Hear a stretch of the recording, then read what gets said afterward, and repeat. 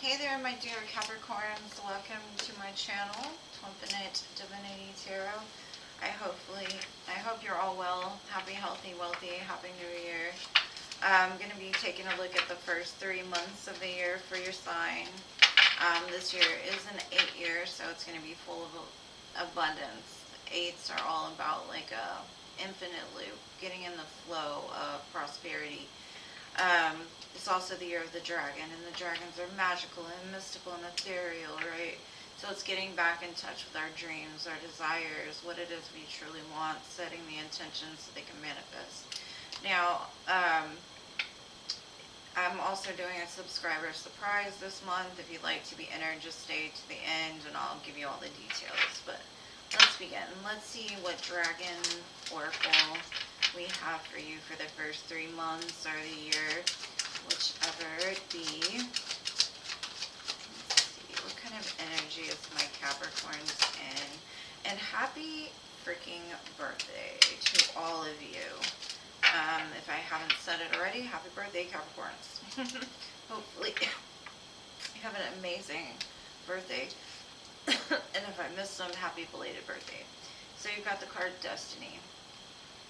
Again, it's got a lot to do with that infinite loop, right? Destiny is something that we don't necessarily know what our destiny is until we run into it. Sometimes we're walking past and we think we're lost, when in all reality we are actually walking a path towards our destiny. Some paths are harder than others to get to our destiny, but I see this dragon is full of color and vibrancy. So this could be you starting on a path towards your destiny, or actually starting to see things starting to align and brighten up in your life, right? Lessons learned, things changing, getting in the flow of just prosperity and abundance. Okay. Let's see.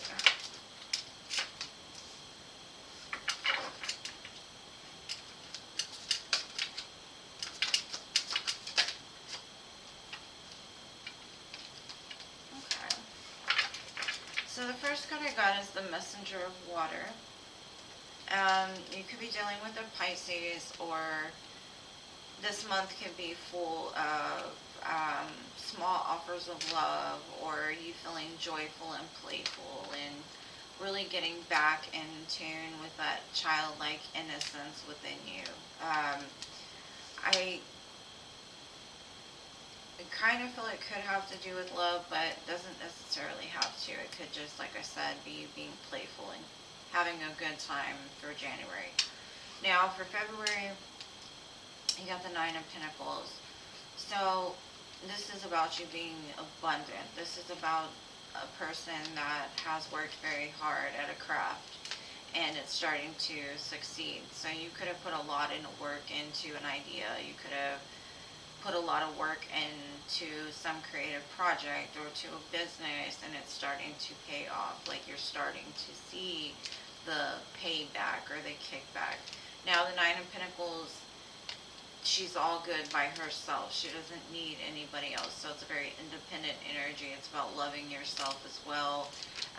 Maybe that's something that you've lacked in the past, and now, like, because you love yourself more, you're starting to see the change. March, we have the Fortune's Wheel. This is associated with Aquarius, Leo, Scorpio, and Taurus. It's all about the decisions you make today are going to change the projected future. So I see that you're in alignment for the wheel to turn, and it's turning in the favor of possibly moving from the Nine of Pentacles into the Ten of Pentacles. Doesn't have to be, it could just be changing in a different way.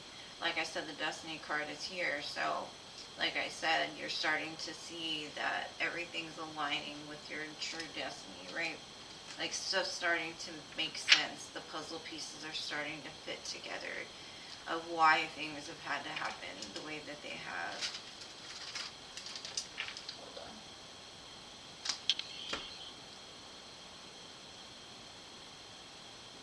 That was weird.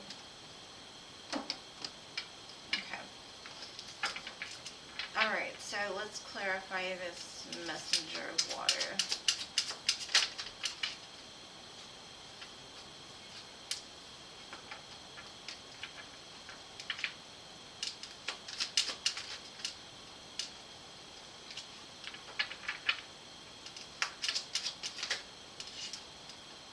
Okay. So, for the messenger of water, this could be somebody you've let go of in the past, somebody that you've had a lot of very fond memories of. You could have actually even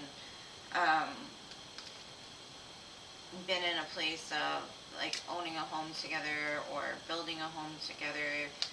Um, this could be you ending that. But it also could be you ending the pain associated with relationships in your past that have caused pain or didn't work out the way that you thought they were supposed to or that you wanted to, and laying down things that have kept you in a cycle of repeat. And I think that's why it's a messenger of water. Now, this could be somebody, like I said, that you walked away from in the past or ended things with, and they're coming back to maybe apologize or coming back to offer love to you, possibly, or you offering love to them, whichever way that is. This is somebody that's very important to you. However, with the death and the Three of Swords, it could just be like a closure of some sort, healing the pain from the past and realizing like why it happened, and it restores like that youthful energy again because maybe the closure was needed, or maybe things are coming into alignment for it to work out, but we'll see. Nine of Earth. Okay. So for the Nine of Pentacles, I've got, hold on, the Ten of Cups, the Lovers, and the Queen of Swords. You could be dealing with an air sign possibly, but this is about like making a choice in love. Like you could have an option between two, or this could be you like knowing that you've been single or you've built things up on your own and you're just missing that one extra person. But with the Lovers, especially in this card, because there's two choices. Are you going to go with the one your ego says is right for you, or are you going to go for the one that teaches you something? Is kind of what I'm getting with the Queen of Swords. I think that it's like finding happiness again, not only with self, but then being presented with an opportunity of whether you're going to continue to indulge this connection or are you going to cut it off. Because I feel like you've got two options here, possibly one from the past who hurt you and one who's willing to give you the Ten of Cups, right? Or are you going to choose yourself because it looks like you're coming into a place of being pretty abundant on your own. It's kind of like that saying says, are you going to add to my life or are you going to subtract? If you're going to subtract, then I don't need you. I'll just cut you off now. And maybe by making these choices, that's what kicks this into motion towards your destiny, right? Yeah, it's something to do with this Page of Cups.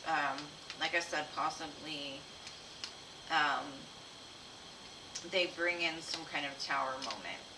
It's something that you never expected to happen, or it's almost like things come full circle with the world. It's like you finally come to a completion of a cycle of either being naive or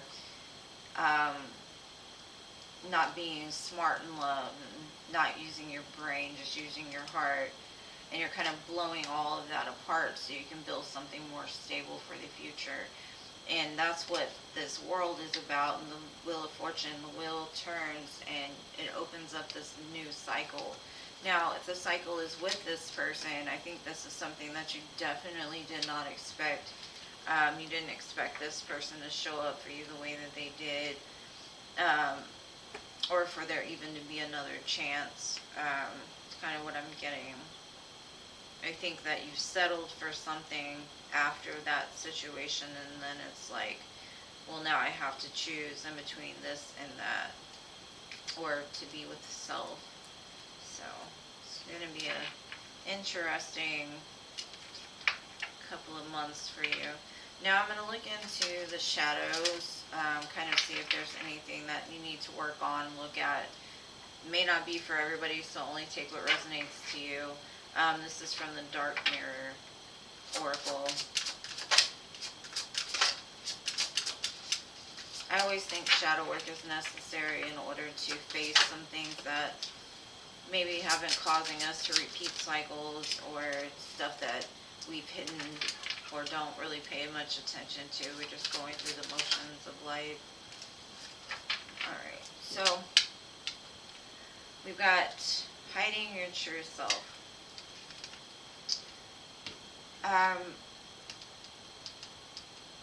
Maybe you've been like a yes person, like trying to show up for everybody. If somebody didn't want you to do something, you quit doing it. Or if somebody told you this was the right way, that's the way you did it. Never making like your decisions for self, making your decisions for other people. And in turn, that's like you're wearing a mask, like you are showing up for everybody. Yes, you're making their life easier, yes. But you've kind of dismissed yourself along the way. So this is about getting back to like your true self. And that could be what you're letting go of, is ways in the past that you've been a little naive and like followed along with what other people wanted because you wanted love so bad that you figured like, well, if I do this for them, or if I continuously give and don't take care of myself, it's okay, I'll be fine. But I think this is you recognizing something about that was toxic and has created toxic cycles in your life. Like, true love does not discriminate. They're not going to tell you you have to be this way or this way, or if you don't do this for me, I won't love you anymore. Unconditional love is love throughout everything, right? And then this is naked before the stars. You may have come to a place that love has failed you so many times that you're just very defensive and not able to show your true authentic self because you're scared of lashback, or you're scared of being vulnerable, because every time you have been vulnerable, things have like not gone correctly or the way that you thought they should. So this is like letting go of the old self, that really looking at the places where you haven't taken care of yourself in the right ways, right? You've just taken care of others the right ways, not for you. And this is giving back to yourself with that Nine of Pentacles, is that's what changes things, is when you start to realize that authenticity is the highest vibration of everything. It's above love and it's above hate. Being your true authentic self. If you've ever watched TV, the one thing that you're attracted to most, that's why reality TV is so popular, because they're being authentic to who they are most of the time, right? And so you get to see people being vulnerable and open and just doing crazy things, and that's why it's so popular. So it's getting back into that authentic place of attracting things that are in vibration with who you truly are. And then we've got black flower fragrance. Okay, with that, this is telling me that you've been attracted to things that were dark, or attracted to things because of a certain high you get off of them. Some love is like a drug, right? It's very high highs and then very low lows. And maybe your picker has been off in regards to love, because in the past you remember those high highs and that's what you thought love was. So as soon as you smelled that toxicity, you're like, ooh, I've got to have it. I'm going for this. I like that because that's the feeling I remember that was so great. But you forgot the low lows that come with those high highs. And so it's looking at the places within yourself that, why have I been attracted to things that only bring death to my soul instead of things that bring life to my soul? Because true unconditional love is peaceful, it's safe, it's comfortable, it's not a roller coaster ride. There isn't a bunch of high highs and low lows, right? There is very good stuff, yes, but it doesn't ever reach that intensity of feeling like a drug. And like drugs are bad. Drugs are bad. You get shot through that serotonin, and then the serotonin falls, and then it's a repetitive cycle. So it's looking at those things where you like risk yourself along the way. Yeah, deception.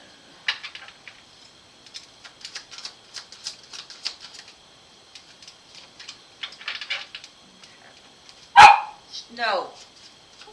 Prince, no.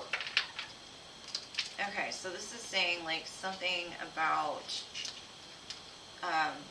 deception. Either you've gone after people that have lied, or you've been lying to them because you've been wearing a mask, saying yes to everything, when in turn you really didn't feel like saying yes. You weren't showing up. You weren't being your true self, right? It says someone is wearing a mask in this relationship, right?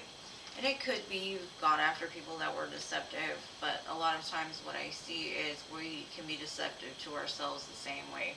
People will be like, how are you doing today? And you're like, I'm fine. Are you though? Like, not being able to be vulnerable, right? I do see romantic feelings coming in though with somebody, and I think that you're really having to be vulnerable with this in order for it to move into something bigger, because if you're not vulnerable, then you're coming from a place of inauthenticity, and things aren't going to work out the way that you want them to, right? It's being able to see where things go without expectations. The romantic feelings being stirred, and being able to decipher whether this is good or bad for you, which choice to make, right? And then I've got retreat, time away will help. Disconnecting from the world. Maybe this person that you're meeting or that's coming back around, you need to go on a vacation with, get to know each other again, really be vulnerable, be your true authentic self this time. Make sure that you're not attracted to them for that black flower fragrance, right? Like, make sure that they don't show. No! No, Prince! Sorry. Sorry about that. That's why I can't have him in here too long when I'm doing videos, because he likes attention. He's an attention whore. He's a Leo. Go figure. Alright. I'm almost done, Prince. Calm down. Capricorns need a reading. Pisces got this card too. And I think it's because, like they got the same card as well. Wow. Interesting.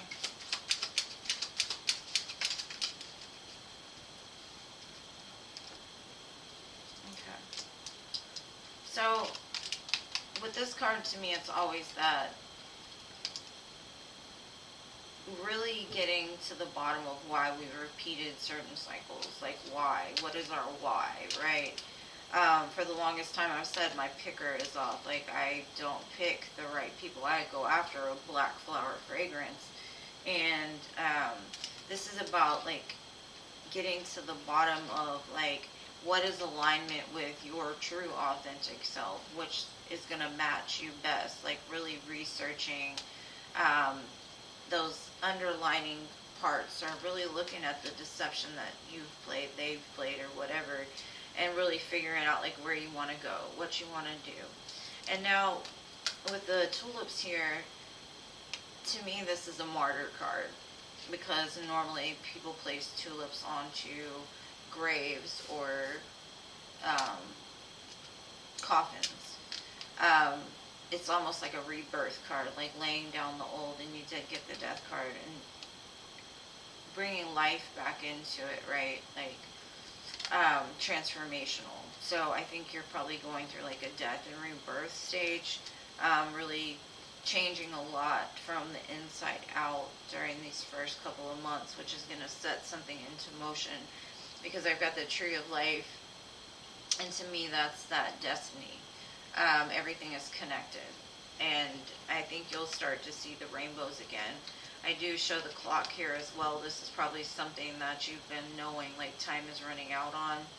Um, like maybe you're getting older in age and you realize, like, if I don't make a change now with the way that I'm loving or the way that people are loving me, then I'm going to miss out on the opportunity of love itself or life itself, being able to see the colors and things like that. So it's pretty beautiful. I do see you getting in alignment with your destiny, but you know, the choices that we make from here on out is going to, you know, basically put us in alignment with our destiny, or just make the road a little harder to get there. But let's see.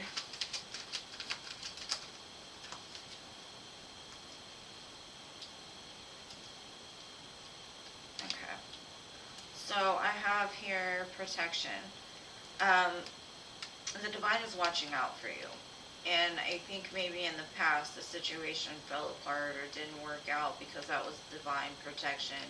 Like if it would have continued, you would have ended up back in a toxic cycle. And either way, you're being watched over during this time. They're guiding you. They're getting you out of this painful cycle that you've been in and leading you into happiness. We've got the Ten of Cups, the world, all kinds of beautiful things. The Fortune's Wheel. But I do see some kind of resistance here. And I think the resistance comes from a place of control. I think that you felt like as long as you do the right thing, things are going to work out. And that's your control. Like, you've got to have control of how things are and what you do to make sure that they get there. And that's caused a blockage in the flow of the universe. Like, if you constantly hold on to an idea of something having to be a certain way, you're not giving the divine any room to, like, work. So it's about releasing those resistances that we've had, to acknowledge that yes, we messed up in some aspect. No, we weren't the ones that did wrong things to us most of the time, but we did wrong to ourselves by giving too much to people that didn't deserve it, or not being our true authentic selves. Like, we've sacrificed ourselves for the good of others, something like that, because we did it for control. Now, it does say you're going to have to create some pretty healthy boundaries around yourself, like learning to say no when you feel like saying no.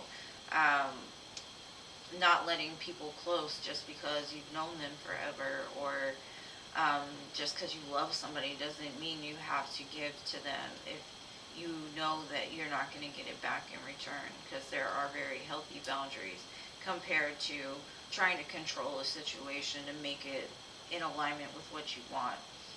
Because sometimes what we want isn't even what's best for us, right? We just got to let the divine in and let them work on our lives and help and guide us to a beautiful future. And I see that you're getting into alignment with your destiny. And just like the tree of life, it's the same thing. It's like rainbows and sunshine are in your near future. We just got to put in the work in order to make sure that we get in alignment with it. But anyways, if you want to be entered into the subscriber surprise for January, it's so hard for me to say those two words together. All you have to do is like the video, be subscribed to my channel if not already, and then leave me a comment telling me, you know, which part resonated with you most, or a New Year's resolution, or just say, hey girl, hey. It doesn't matter, whichever works best for you. But I love you guys more than you know. Everything you do for my channel, I greatly appreciate it. You all mean the world to me, and I will see you in the next one.